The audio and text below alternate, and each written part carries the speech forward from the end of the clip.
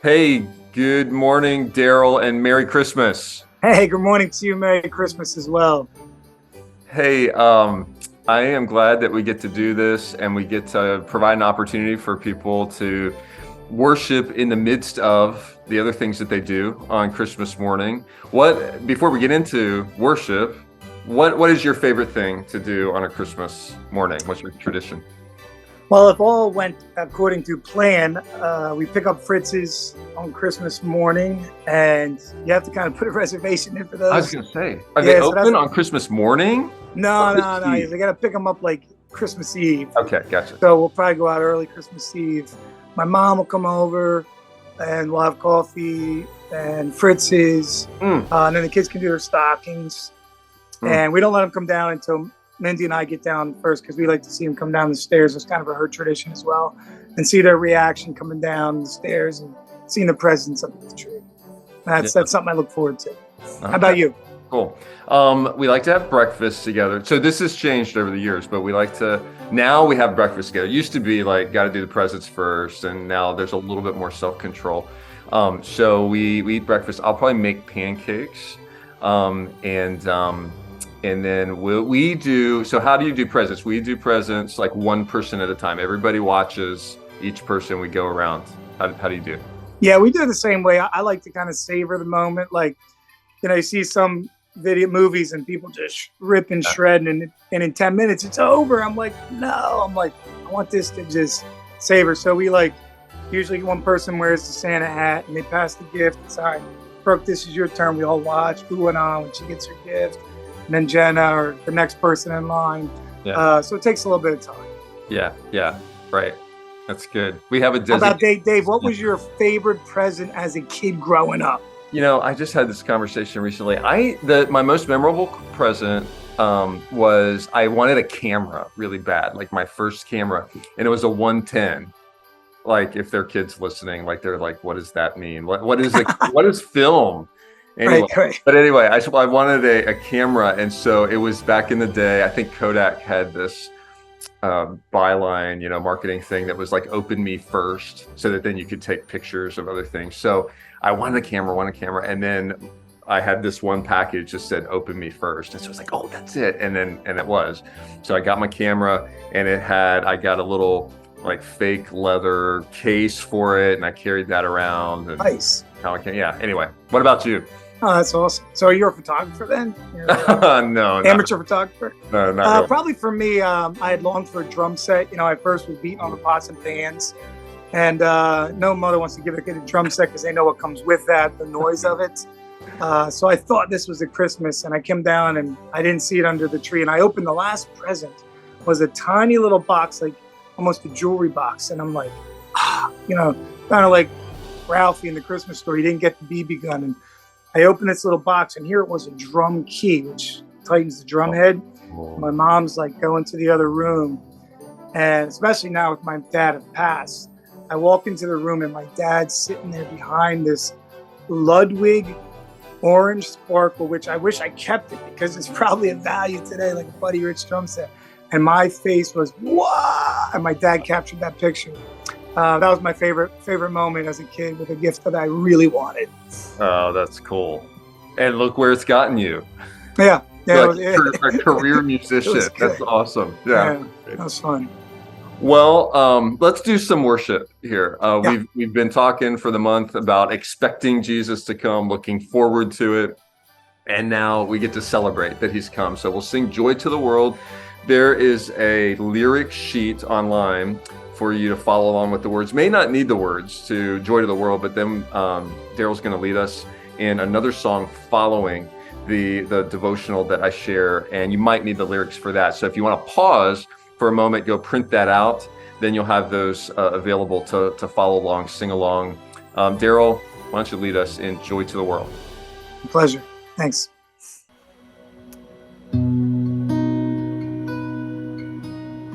Joy to the world, the Lord is come. Let earth receive her King. Let every heart prepare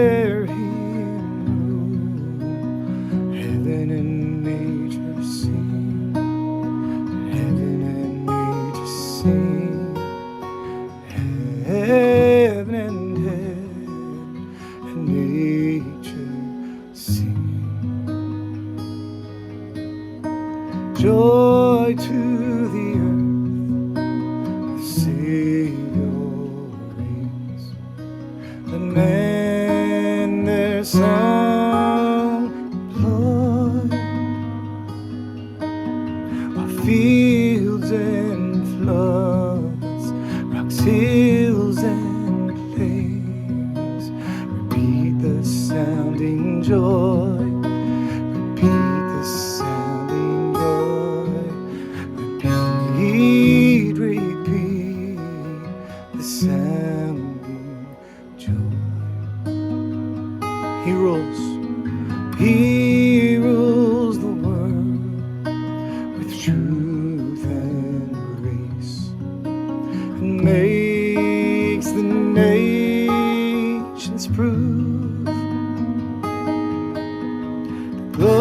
glories of righteousness, and wonders of his love, and wonders of his love, and wonders, wonders of his love, and wonders, wonders of his love. Amen. All right, Dave's now going to teach us from Matthew chapter 2. Thank you, Mr. Darrell. This morning, we are celebrating that Jesus has come. Matthew 1 is about Jesus' birth. Matthew 2 is about what happened after his birth. So maybe some of your parents will want to look this up in their Bible or on their app so they can read along. Maybe they can help you read along. Kids, as I read, I want you to listen for 3 groups of people and how they all responded when Jesus came. You know how if you go to your grandparents' house or sometimes you go to your friend's house, do you know how they respond to you when you come to the door? I bet for some of you, your grandparents or your friends, they kind of run to see you. They are excited when you come. And so they're responding to you with excitement. We're going to see how these 3 groups of people responded when Jesus came to be with us, to be born on earth. So I'm going to ask you some questions as we go through this. And kids, I'm going to need you to shout really loud so that I can hear you and hear your answers, okay?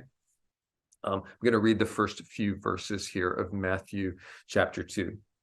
Now, after Jesus was born in Bethlehem of Judea in the days of Herod the king, okay, there's a hint for one of our groups, one of our people.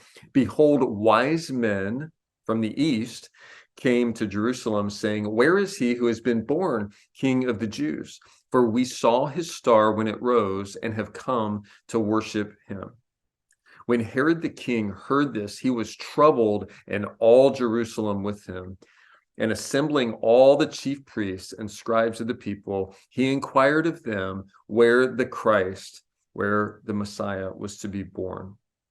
All right, so there's the 3 groups. Hope you caught those. Let's name the groups one at a time. The first is not actually a group, okay? It's not a trick question, but not a group, but a person. He's actually a king. That's a hint. Who was it? King Herod. So who was the second group? Hint. They traveled a long way. The wise men. And the third group was the priests and the scribes. I'm going to call them today the religious leaders. Okay, so each of these people responded very differently when they heard that Jesus was born. We're going to look at them one at a time. So first of all, let's look at the wise men. What did the wise men do?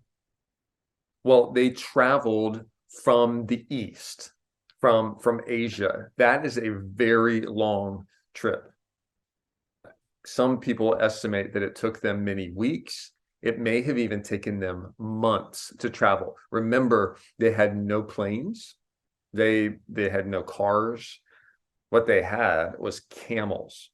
I don't know about you, but when I see pictures of camels and people riding on camels, I've never ridden on a camel, but it doesn't look so comfortable to me. That seems like a long time to be riding on a bumpy camel. And not only was it a very long trip, it would have been a very expensive trip.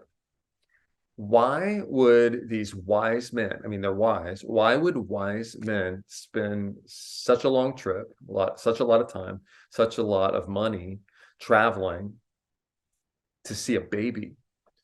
Well, because they believed that he was not just a baby, but that he was a king, and they wanted to meet him. And actually, they wanted to do even more than meet him. They wanted to worship him. That's what it says in verse 2.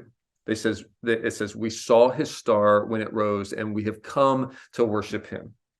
And then that is actually what they ended up doing. If we jump down to verse 9, it says, after listening to the king, they went on their way, and behold, the star that they had seen when it rose went before them until it came to rest over the place where the child was. Maybe you have a manger scene in your house, and sometimes they will have a star right over the top there.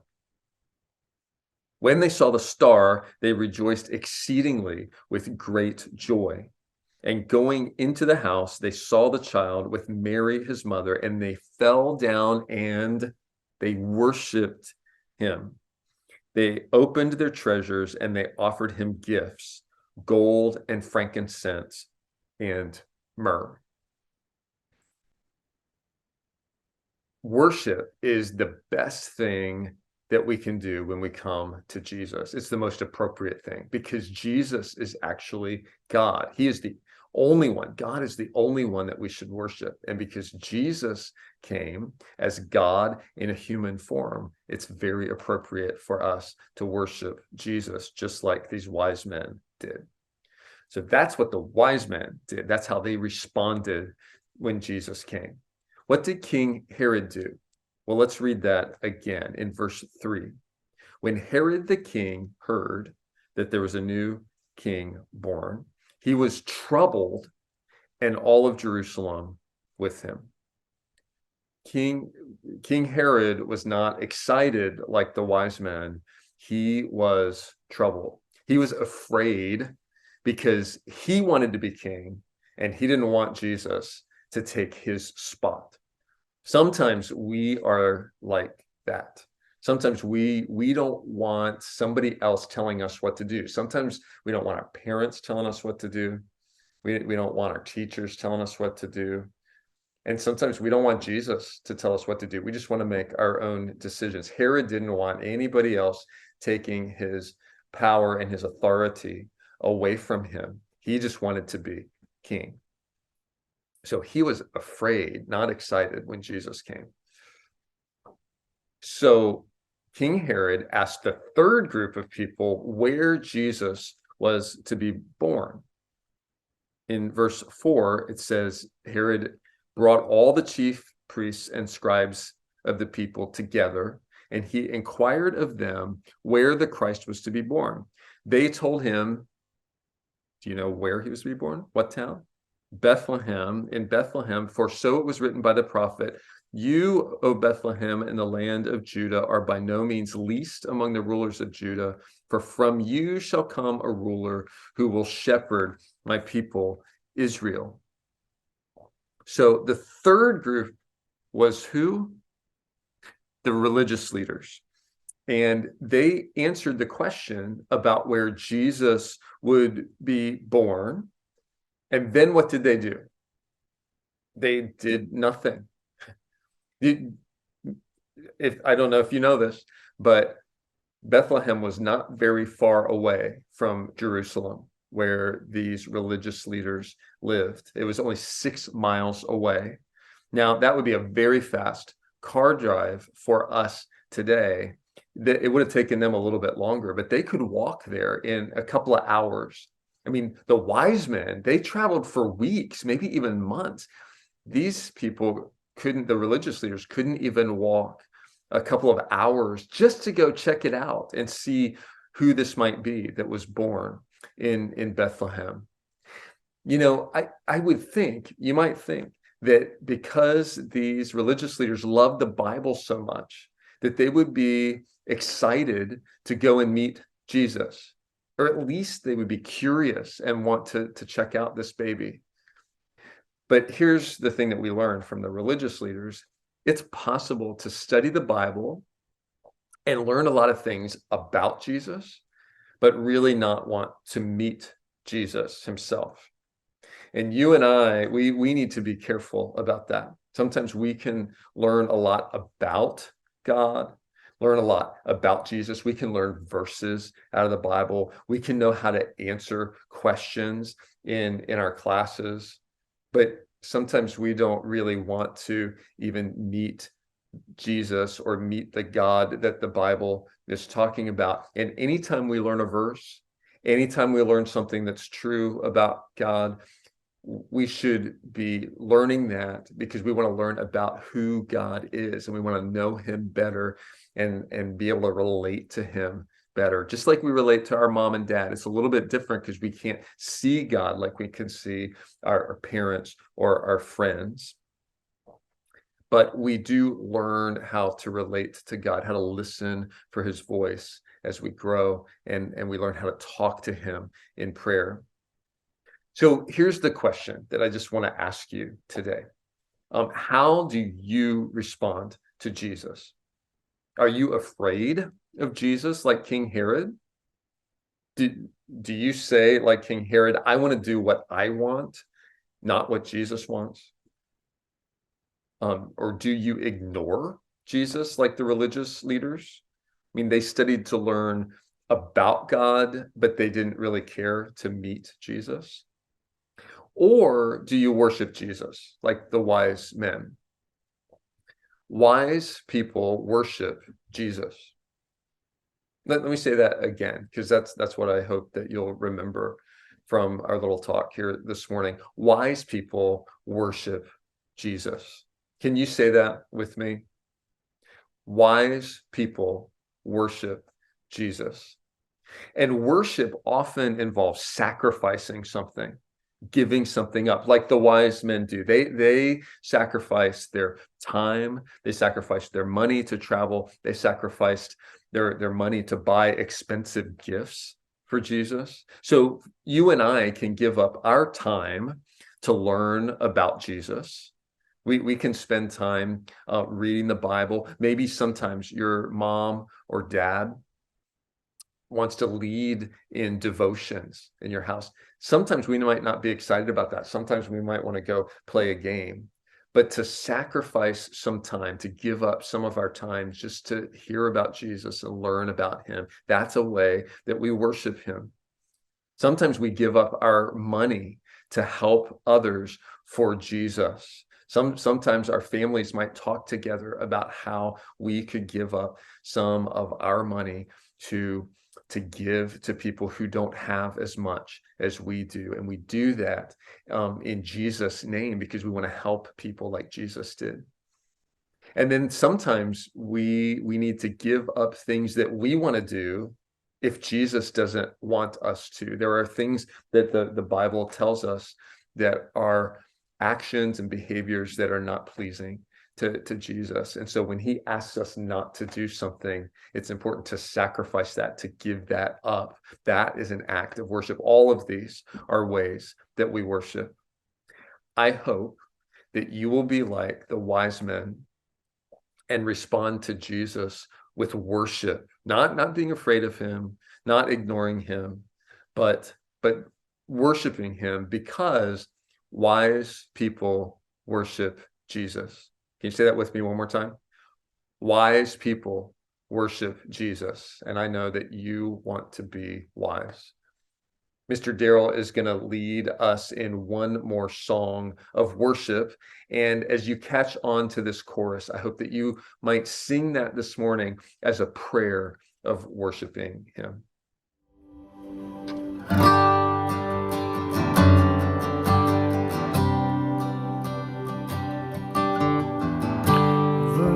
Sky stars of Bethlehem appeared a star,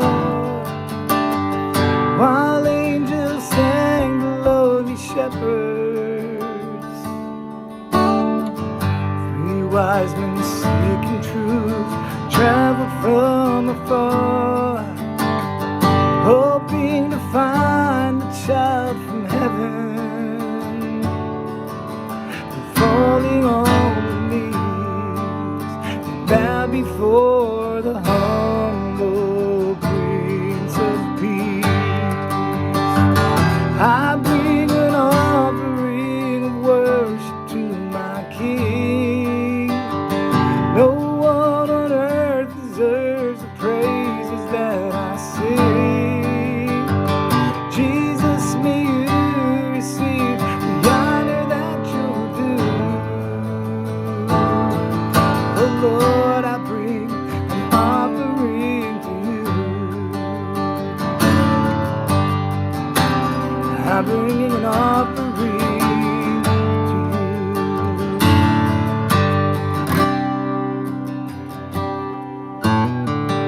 Sun cannot compare to the glory of your love. There is no shadow in your presence. No mortal man would dare to stand before your throne, before the Holy One of heaven. It's only by your love, and it's only through your mercy, Lord, I come. I bring an offering of worship to my King. No one on earth deserves the praises that I sing. Jesus, may you receive the honor that you're due. Oh Lord, I bring an offering to you. I bring an offering of worship to my King. No one on earth deserves the praises that I sing. Jesus, may you receive the honor that you're due. Oh Lord, I bring an offering to you. Oh Lord, I bring an offering to you. Oh Lord, I bring an offering to you. I bring an offering to you. Sing, we bring an offering. We bring an offering to you.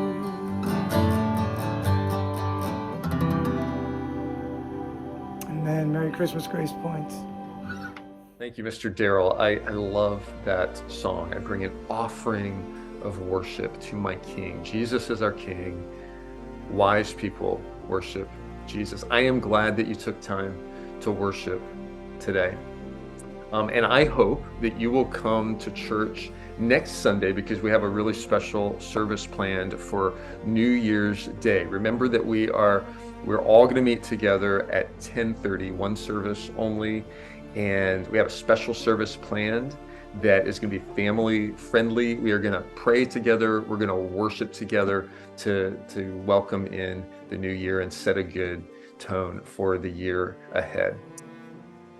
I pray that you have a Merry Christmas and have a wonderful week ahead.